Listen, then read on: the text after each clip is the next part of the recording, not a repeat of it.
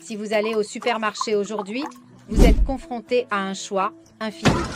Lait entier frais, crémeux, microfiltré, à longue conservation. Mais quelle est la différence? Le lait est-il mauvais? Et pourquoi l'homme boit-il du lait même à l'âge adulte provenant d'une autre espèce?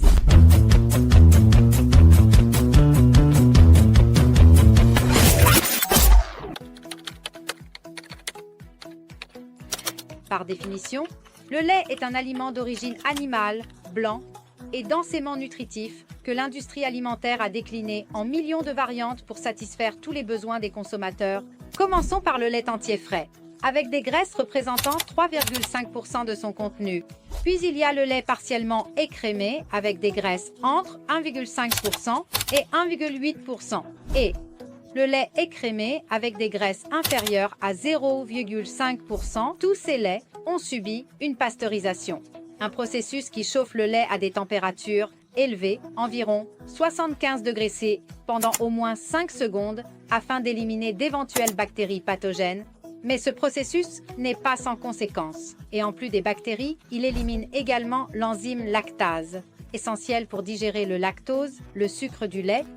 J'ai parlé de la pasteurisation dans ma vidéo précédente. Si tu l'as manqué, je te laisse le lien dans la description. Mais faisons un pas en arrière et revenons au lait écrémé.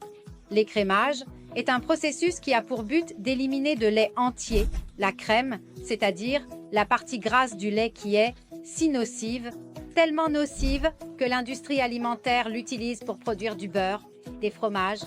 Donc, d'abord, on nous propose le lait écrémé qui est bon pour la santé, car il est maigre. Puis, on nous vend un produit fabriqué avec les mêmes graisses extraites de ce même lait. Pour écrémer le lait, 2 méthodes sont utilisées.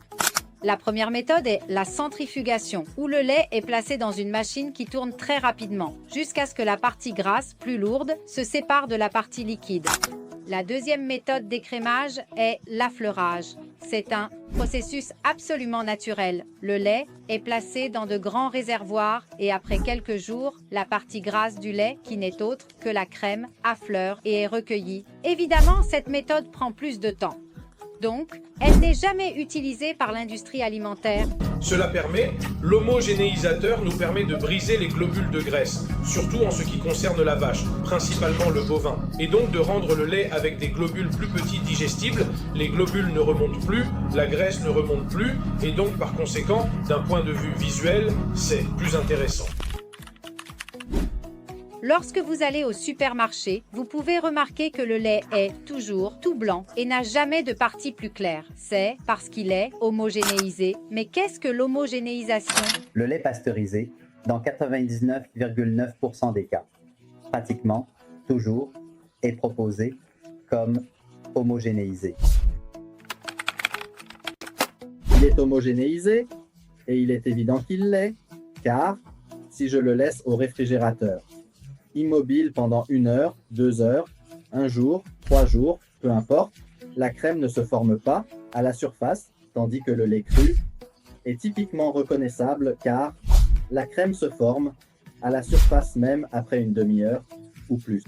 Alors pourquoi ne se forme-t-elle pas? Parce que ce lait, en plus d'être pasteurisé, on oublie de dire qu'il est homogénéisé, c'est-à-dire que les particules de graisse présentes dans le lait, ce 4%, en plus d'être légèrement réduites, donc à 3,5, sont également détruites, c'est-à-dire mieux dit, réduites 20 fois leur taille, de sorte que cette particule ne flotte plus, mais reste dans le liquide, et donc n'est plus autorisée à se regrouper à la surface. Pourquoi cela est-il fait?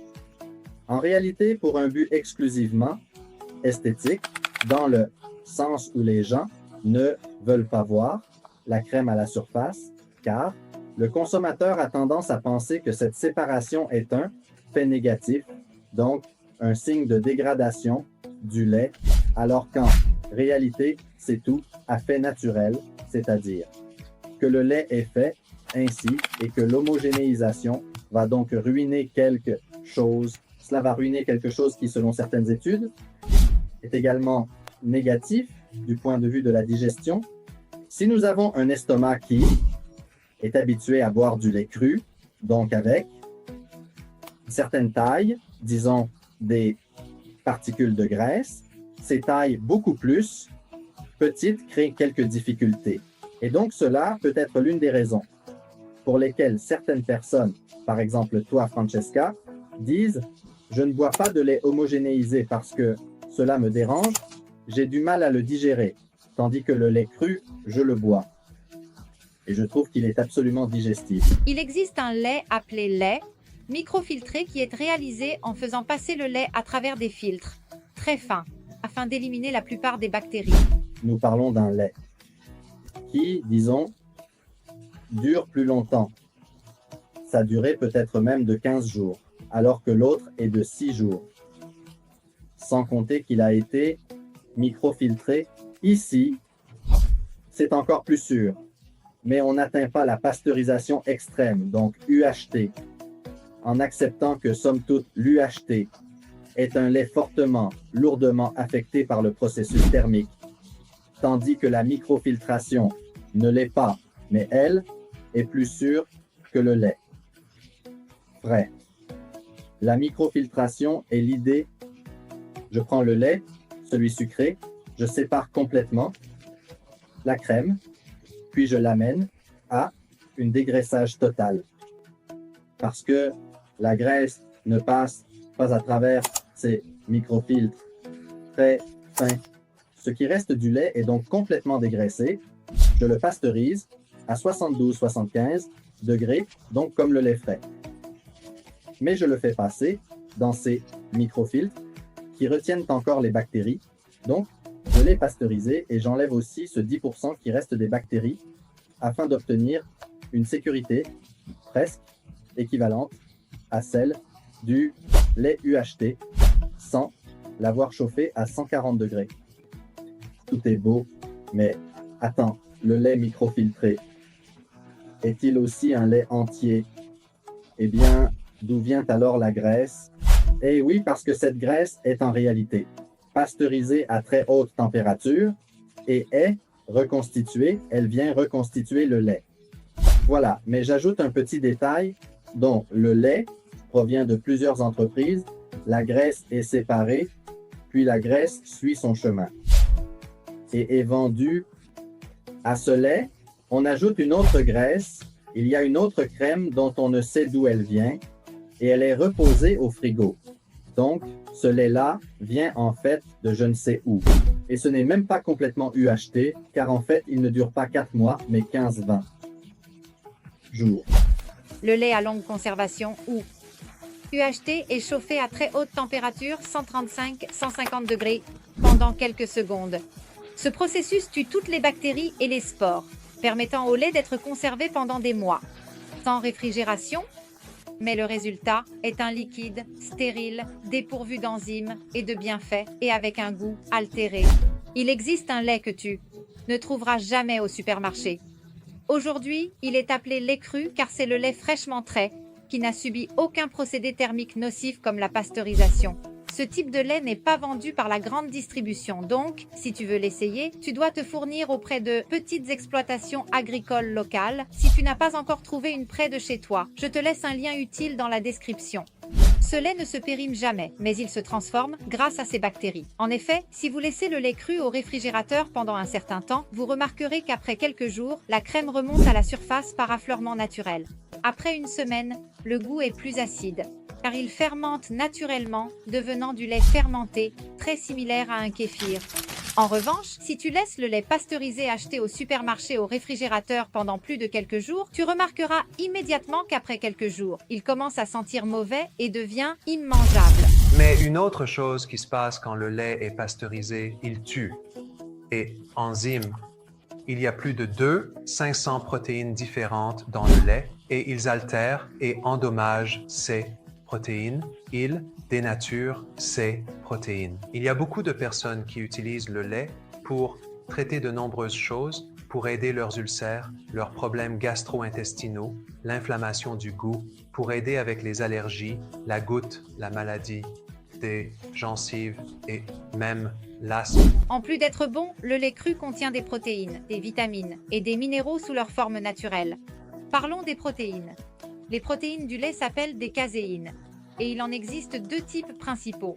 A1 et A2. La caséine A1 est produite principalement par les vaches de race européenne comme Holstein et British Shorthorn.